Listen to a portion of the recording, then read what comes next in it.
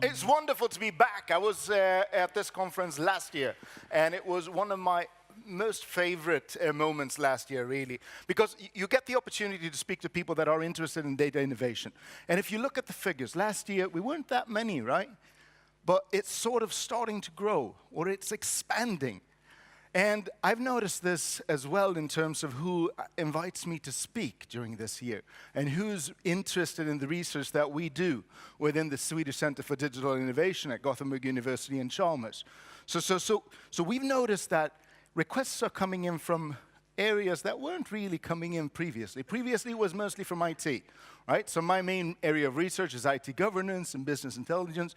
And the sort of people that were interested in that were first CIOs and then CDOs to some extent, as they started to appear.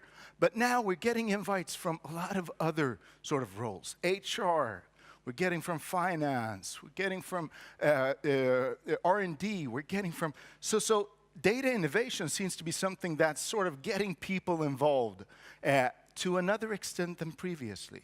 Previously, we saw this as something that the IT department was supposed to do, right? This was something that we got from the IT department. But we didn't really get it, did we? Nah. So there was no innovation coming from IT. IT was merely making sure that these sort of fluctuations in demand for what the services they would deliver were going to be kept low, right? To increase efficiency in the IT function. That meant that any type of innovation activity would be sort of counterintuitive from an efficiency perspective. But what's happening right now is that people are sort of catching on to this. They're starting to understand that with increased digitalization comes an increased necessity for me to do stuff that is data related. So there is an interest in data that we haven't seen before. I don't know if you guys feel the same way. Right? Yeah? So business is slowly catching on, right?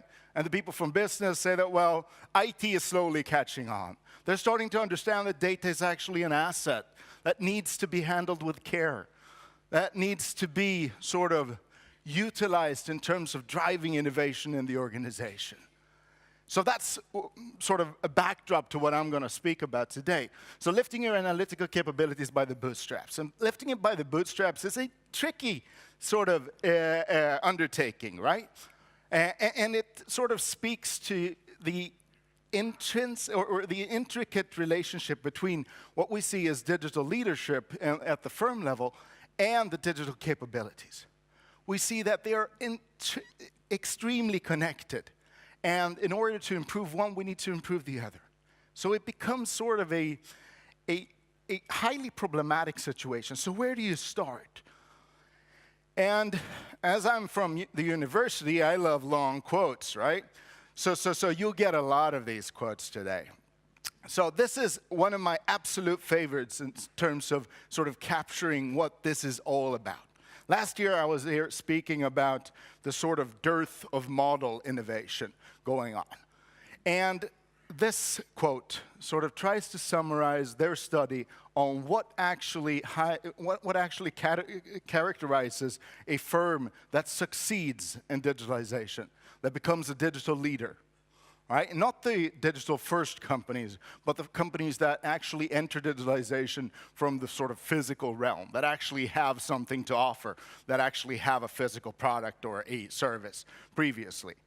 Right? They see technology as a way to rethink the way they do business, breaking free of outdated assumptions that arose from the limits of older technologies. If you look into your own organizations, how many of these old dinosaurs do you find lying around? Constructs like standard costing, etc., etc., etc. All these black boxed constructs lying around in the organization. And if you look at them from the perspective of that these are the remnants of antiquated technology that was around in the 1920s, right? So we continue to utilize these without really thinking about them. We don't open the black box. And I think that is sort of one of the core sort of learning points here, is that if you want to succeed with digitalization, if you want to succeed with increasing the sort of capabilities of your organization, you need to start thinking about how we can utilize this technology to actually break free from these antiquated perceptions. Right? How many of you guys are actually doing that right now? 3, 4. All right, yeah, this is the Data Innovation Summit, right?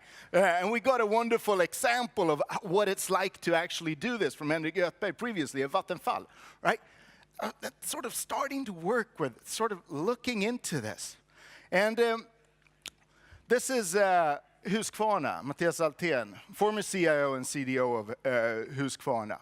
So I think that this sort of captures a lot of the sort of generic strategies that are around. So transition from a hardware developing product firm to that approaches its market through channels and third parties into, to a greater extent, working with products and services directed towards the end customer. So this is, how many of you guys would actually say that this sort of goes pretty well with what we're trying to do? I'm guessing a fair amount of your organizations are moving in this direction, right? And it puts an enormous stress on the utilization of data. It puts an enormous stress on the capabilities of actually questioning your assumptions from the get-go. And it's an extremely tricky situation. So a lot of the firms that we work with, primarily large organizations, they find themselves in a situation where they want to move in a pretty dramatic direction, right? At a pretty dramatic pace. Because if there's one thing that we know about digitalization right now, it is that it increases the risk of the organization. It decreases the viability of the organization. So it's a double-edged sword. Right? The more you sort of push into digital business, the more exposed you are. And this is something that we've, at least people working closely to IT, have been trying to push the organization into, right? And starting from the Davos meeting in 2015 or 2016, we saw that, well, everybody started to run towards this. But the risks are imminent. And we can't do it without making sure that we have exquisite capabilities related to analytics. So this is our take on what's happening with currently. Right now, we're seeing a disintegration of firms. We're seeing a disintegration of value creation, i.e. the sort of crumbling of large structures into small. One of the underlying sort of drivers of this is the digital technology. The technology that makes it possible to actually acquire economies of scale without having scale in place. So this technology, this wonderful new technology, I'm calling it new, even though it was sort of devised and has basically looked the same since the 1950s, right? But we're still calling it new. Even though we get this in place, we have this wonderful opportunity to combine economies of scale and scope without having large organizations. So what's happening is that we're seeing consumerism replace capitalism. Right? So right now, the cost of capital. Has anybody looked at how the cost of capital has changed since the 1980s? We're down at roughly around 3%, right? How many of you guys have changed your internal rate in firms? When we look around at firms, we see that they're basically sticking to the same type of capital cost, right? And this puts a limit on the capital expenditure. This puts a limit on the investments, or the CapEx investments. The result is that we're seeing a shift away from capital expenditure. We're seeing a shift away from capital being a threshold for actually doing stuff, into consuming instead. So the sharing economy would be a wonderful example. Previously, you had to buy a car, right? Who buys a car today? Very few people buy a car, right? So we're seeing this shift away from capital. We're seeing the ecosystems and not the systems taking place. So the platform strategies, right? So something is happening where we used to be able to say that, well, value creation is something that happens within the firm, but now value creation isn't happening within the firm, if at all, right? So what's happening to value creation? It's happening someplace else. And the sort of dividing line between the firms that succeed here and the firms that fail are the ones that actually understand that value creation isn't the thing. Value capture is the thing. We see hyper industries and not industries. So, anybody remember what happened on the 16th of May, 2016? Anybody remember sort of spilling their morning coffee when the news hit? It was sort of the most remarkable event in my life. Right? So you kind of missed this, right? The Jobs Act 3, right? So a piece of American legislation that, from an instant, made it possible for anybody with a pulse and a dollar to actually become a venture capitalist in the US. Previously, you had to be sanctioned, right? You had to be accredited. So the market for venture cap firms was extremely small, right? They knew all the competitors by heart. But from one day to the next, it increased enormously. So a whole industry was sort of disintegrated. And the same thing is happening to a lot of other industries as well. So regulations changing it, and new actors coming in. We got service bartering and not market formalism. Previously, we saw a development towards market formalism, i.e. sort of not the black markets and stuff like that. Right now, we're seeing a move in the opposite direction. So consider Google, right? So who's working for Google? Or who's Google's customer? Yeah, you guys are working for Google all the time, right? You're working in sales when you're clicking on links. You're driving revenue for them. You're teaching the algorithm to be better, right? You're working in R&D at Google, et cetera, et cetera, et cetera. So the business model is built on service bartering. So you provide a service to them that they can capitalize on, and they provide a service to you that you can potentially capitalize on, right? So we're seeing business models evolve where you are externalizing value creation and capturing that value. The last one is the intermediaries, not the intermediaries. So we're moving to a situation where central control is no longer an issue, right? Technology such as the blockchain, even though it's surrounded with all this hype right now, is sort of making us question if it would be possible to have a contract between me and, for instance, a musician. Why would I give away part of that transfer to Spotify? So does Spotify have a viable business model?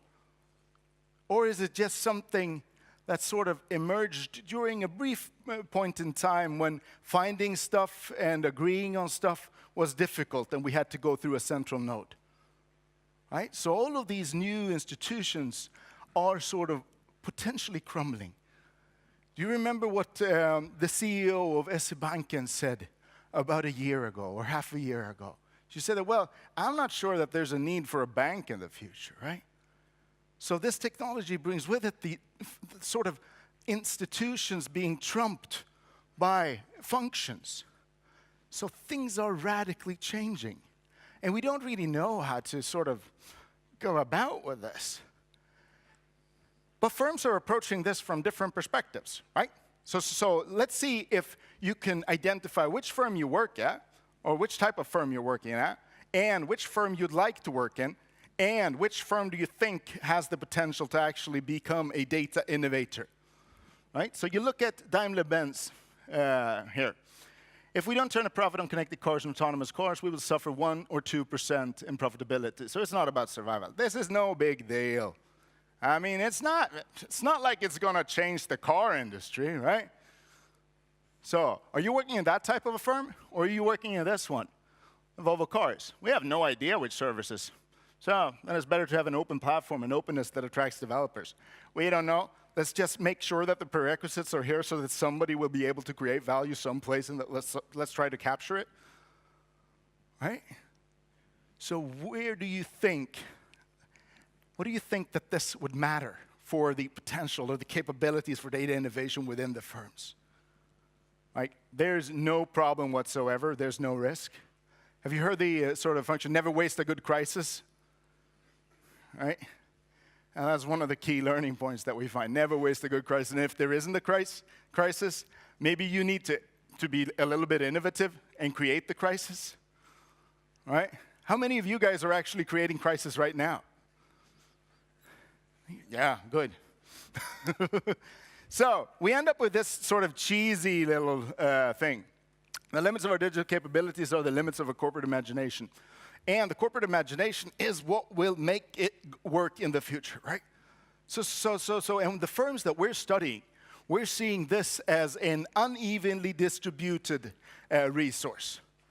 It is not evenly distributed. It is not like time. Everybody has roughly the same amount of time, right? It is not evenly distributed, and that's a problem.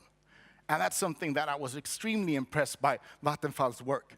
Trying to make this more evenly distributed, trying to make these digital capabilities into not solely a single function, but dilapidating it around the organization. Let's look at this. This is work done at SKF, so the ball bearing company. All right?